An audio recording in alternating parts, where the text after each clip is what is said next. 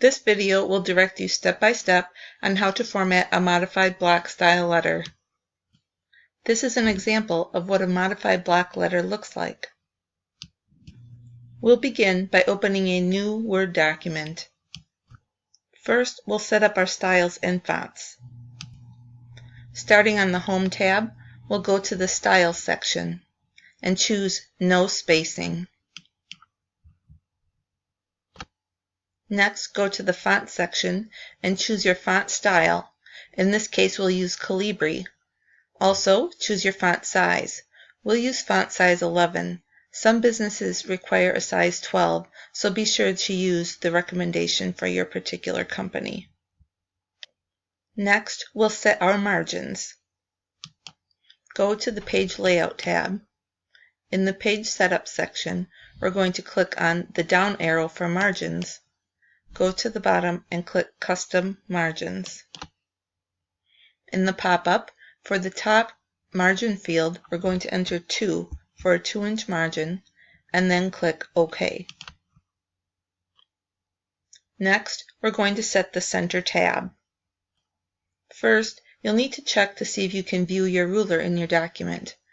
Our ruler is showing here, but if yours isn't, click on the View tab and then click Ruler, and then the ruler will appear for you as well.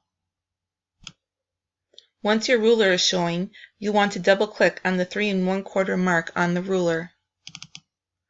Click OK. You'll then see an L on the ruler showing where the tab stop is set. The page setup is now complete, and we can begin to write our letter. We'll start at the top of the page by tabbing to the center of the letter and typing the name of our company, since we are the ones that are sending the letter. Hit Enter, tab to the center, and type the street address. Hit Enter, tab to the center, and then type the city, state, and zip code. Hit Enter, tab to the center again, and type today's date. You'll then hit Enter 2 to 6 times. I usually start with 4 as a general guideline. This can be adjusted once our letter is complete to make sure it's balanced. Starting at the left margin, we'll enter the recipient's address. First, we'll type the recipient's name. Hit Enter, and if the recipient has a title, we'll enter that next. Hit Enter, and then type the company if you have that information. Hit Enter, and then type the recipient's street address. Hit Enter again, and type their city, state, and zip code. We'll then hit Enter 2 times and type the salutation line. Be sure to include the recipient's last name, followed by a colon, not a comma. We'll hit Enter 2 times, and then we can begin typing the body of the letter. As a reminder, the letter will be single-spaced with double spacing between paragraphs, and the paragraphs should not be indented. We'll begin by typing the introduction paragraph. This should include the main idea of the letter, such as who you are and the purpose of the letter. Next, type the main part of your letter. Be sure to double space after the main body of your letter.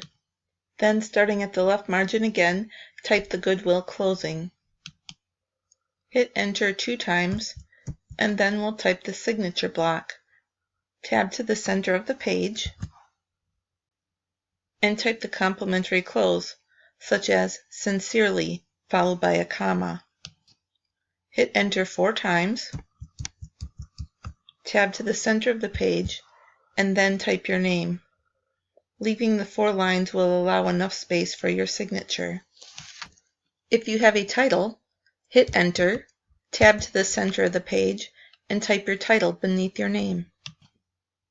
You may want to include additional contact information for you, such as your phone number or your email address.